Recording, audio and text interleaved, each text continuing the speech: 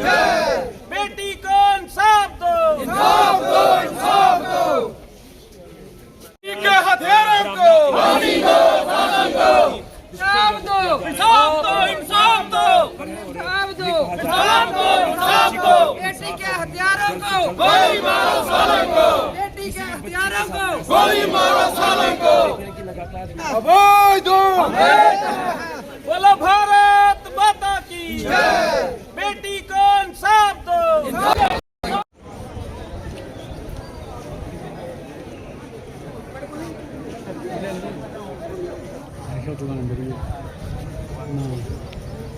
पंजाली number का 18 लेंदा।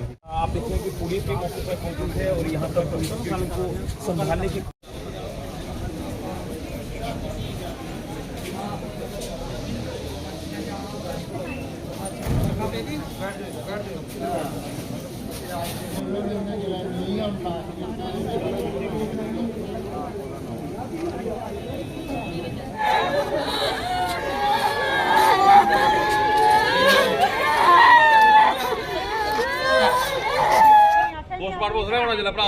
नहीं बिल्कुल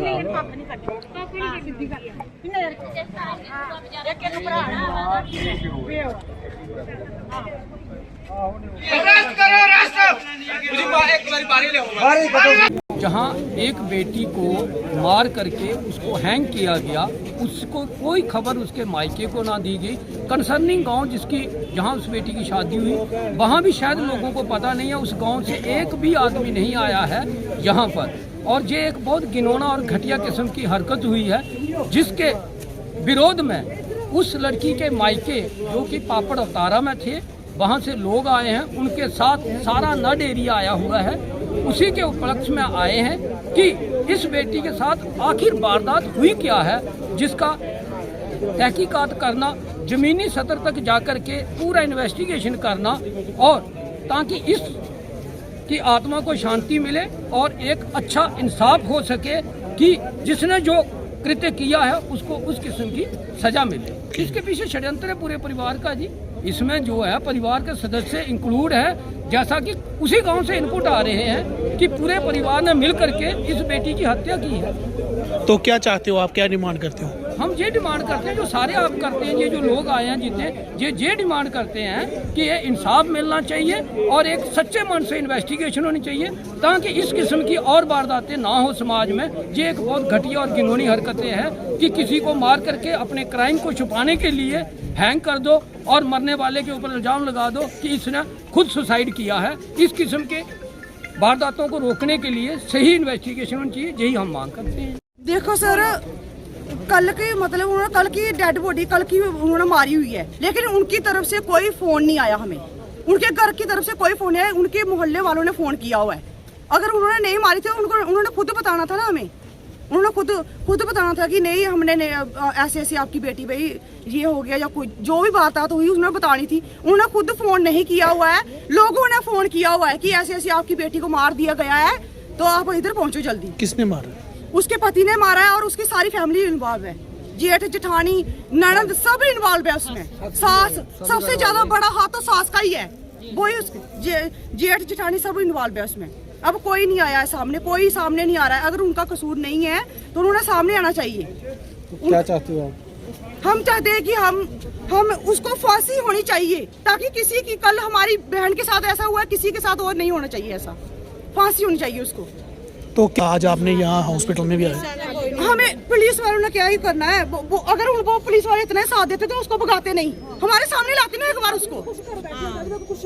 इन्होंने कुछ नहीं किया, कल का इन्होंने कुछ नहीं किया हुआ है, कुछ नहीं किया। उसकी डेड बॉडी अंदर है, हमें डेड बॉडी भी नहीं दिखा रहे हैं। क्यों नहीं दिखा रहे हैं? क्यों नहीं दिखा रहे डेड बॉडी? डेड बॉडी दिखानी चाहिए ना हमें। क्या डिमांड करते हो? हम डिमांड करते हैं उसको भी हमारे साथ में चलाना है, बस एक बार उसको भी फांसी दो, जहाँ तो फांसी दो हमारे सामने, या फिर उसको चलाना है हमने साथ में। इंसाफ की मांग है। इंसाफ चाहिए हमें इंसाफ चाहिए, बस हमें इंसाफ चाहिए। सच ये लड़की हमारी भांजी थी, ये पापड़ ब्राह्मणा की थी और इसकी शादी गोगवाल के नीचे बडियाल ब्राह्मणा में हुई थी और इसका नाम था रितु शर्मा। और बहुत ही एक नेक स्वभाव की लड़की थी और बहुत अच्छी लड़की थी, बहुत ही शरीफ लड़की थी। और इसकी शादी आज से कोई 12 साल पहले बडियाल में हुई थी। तो शादी के बाद 1-2 साल के बाद इसको उन्होंने थोड़ा थोड़ा हरास करना शुरू कर दिया था। तो बताती नहीं थी, बहुत एक अच्छे नेक स्वभाव की लड़की थी, घर में बताना उसने मुनासिब नहीं समझा।